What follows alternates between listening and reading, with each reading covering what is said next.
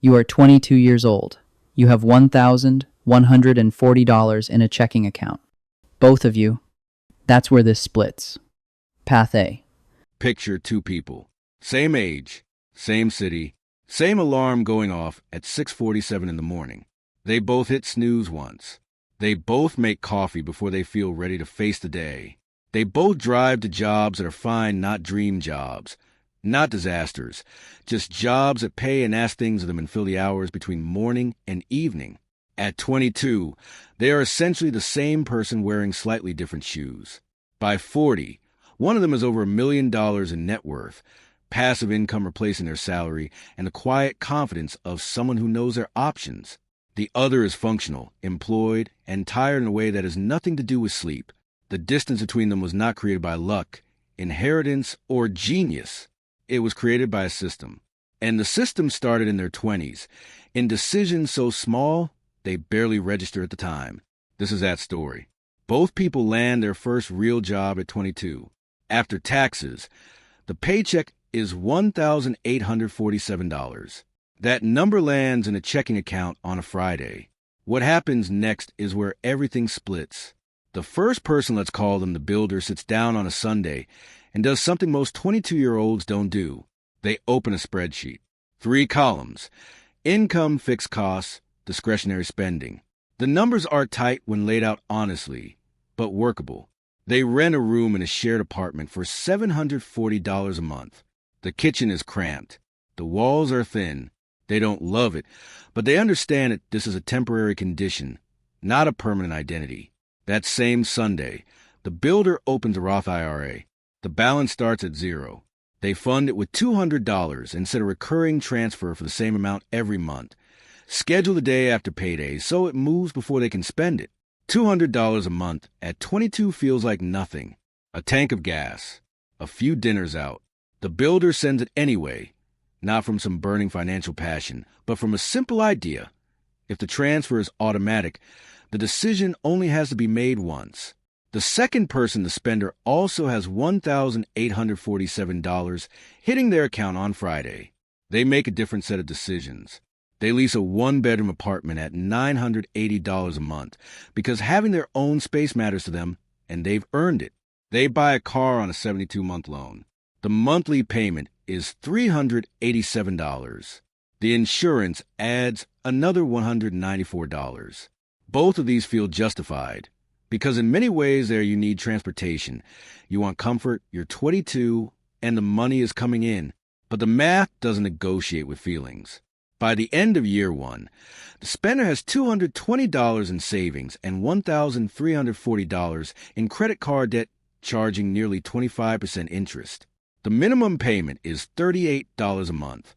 They pay the minimum. By the end of year one, the builder has $2,400 in their Roth IRA and $1,900 in a high-yield savings account. The emergency fund is being built deliberately and methodically, treated as the first financial wall before anything else gets attention. Same paycheck, same city, completely different foundations. Both people get a raise in year two, around $2,100 more annually. This is the second major fork. The builder doesn't upgrade their life. They upgrade their investment. The Roth IRA contribution rises to $350 a month. A separate automatic transfer goes into savings. They spend a few hours learning about index funds, not to become an expert, just enough to understand why expense ratios matter, and move everything into a total market index fund with a 0.03% expense ratio. They're not trying to beat the market. They're trying to own it cheaply and hold it forever. At 24, their Roth IRA holds $9,800. The market dropped at some point during this period. The balance fell significantly over 6 weeks. The builder did not panic and sell. They bought more, not from bravado, but because they understood what they owned. Selling during a dip would have meant buying high, and selling low the exact opposite of the plan. The plan didn't change. The spender takes the same raise and immediately feels the upgrade. A better apartment at $1,240 a month. A new couch on a buy now, pay later plan. 0 interest for 12 months, except the spender doesn't read the fine print explaining that the interest applies retroactively if the balance isn't cleared in time. a rewards credit card with a 60,000-point sign-up bonus that requires $4,000 in spending over 3 months. The points are real.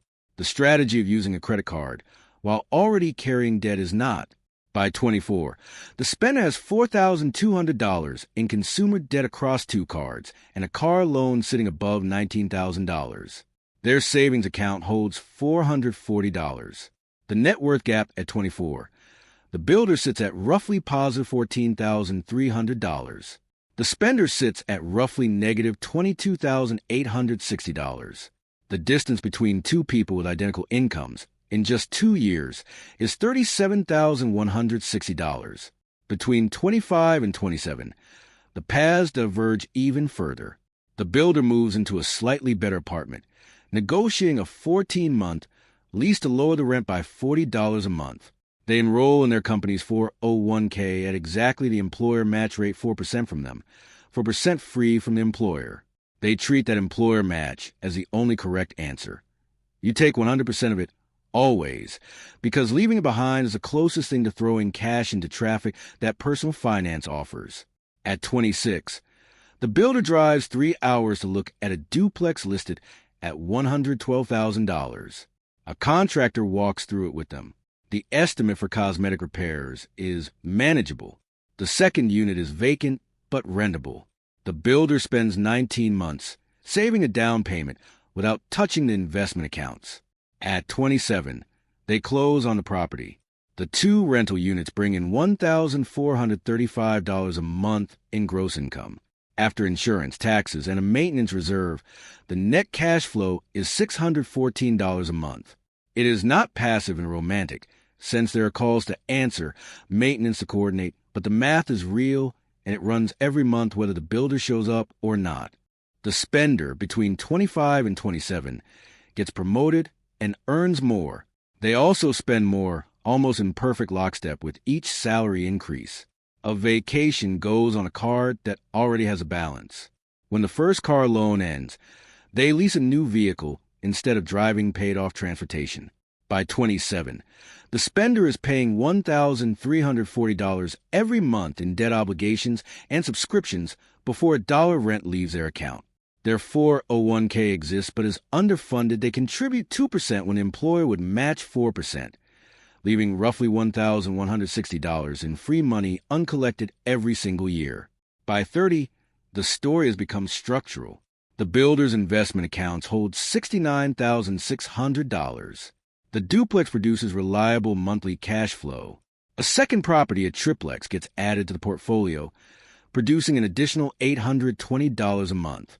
Between both properties, real estate income is now $1,481 every month.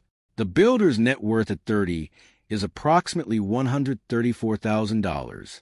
The spender's 401k sits at $11,400, partially because they withdrew $4,000 during a financial emergency that arose from having no savings. The early withdrawal penalty and tax cost consumed nearly $1,300 of that $4,000. Their credit card debt is $9,200.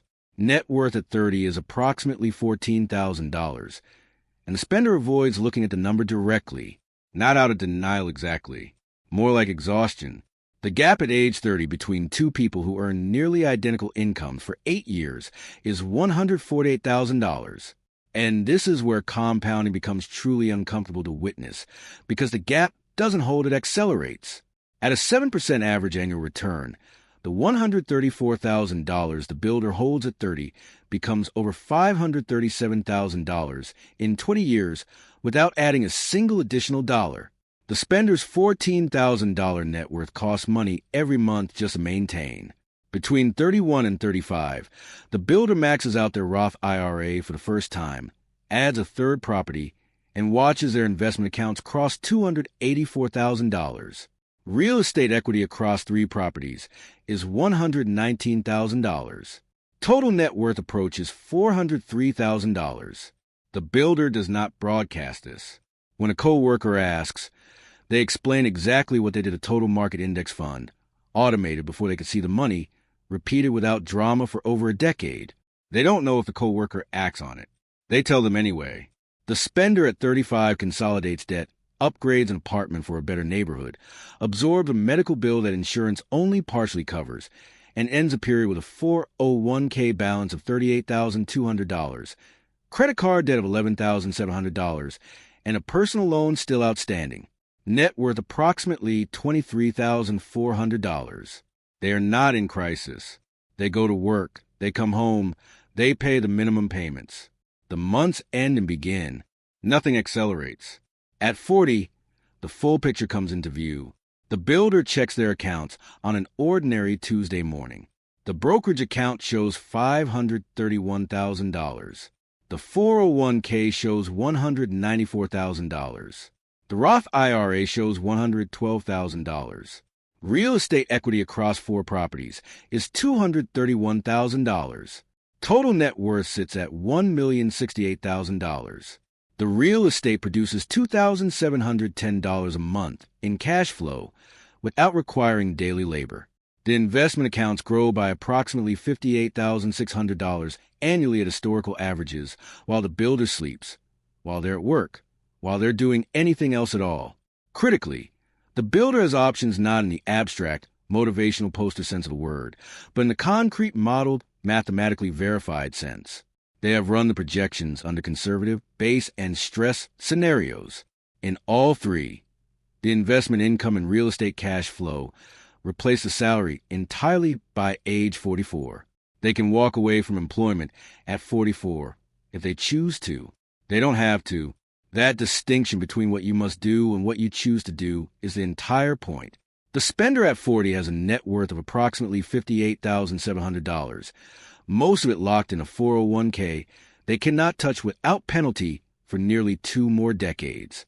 The checking account holds $2,100. The savings account holds $3,600. Rent has increased every year for 8 years and now runs $2,040 a month. A home purchase would require 2 years of aggressive saving, and the saving habits that make 2 years of discipline possible were never built. The credit card balance is $2,400. At minimum payments, it takes 11 years to clear. The spender is not lazy. They are not foolish. They went to work every day. They paid their bills. They had a real life with real experiences and real moments that mattered. But the system they built at 22 was a spending system, and systems compound. Both kinds compound. That is the only thing that was ever true. The distance between these 2 people at 40 is over $1 million. 18 years ago, they had the same paycheck, the same Monday morning, the same kind of entry-level desk with the same kind of lukewarm coffee going cold beside the keyboard. One of them redirected $187 before the weekend, before the coffee, before the question of whether it was enough. They automated it, forgot it was leaving, and moved on with their life. They didn't sacrifice their 20s. They didn't live in financial terror or eat meals they hated out of punishment. They just built a system first, then spent what remained. The other one spent first, built nothing automated, made decisions one at a time, each one feeling reasonable in the moment, each one quietly steering the ship in a direction that took years to fully reveal itself. The Tuesday after that first $187 decision came for both of them. It always does. The question was never whether the time would pass. The time always passes. The question was only what would be built inside it. Whatever age you are reading this, the math still works. The index fund still compounds. The automated transfer still moves whether you watch it or not. The only variable that changes is time, and the only direction time moves is forward. The best moment to start was the day you got your first paycheck. The second best moment is right now.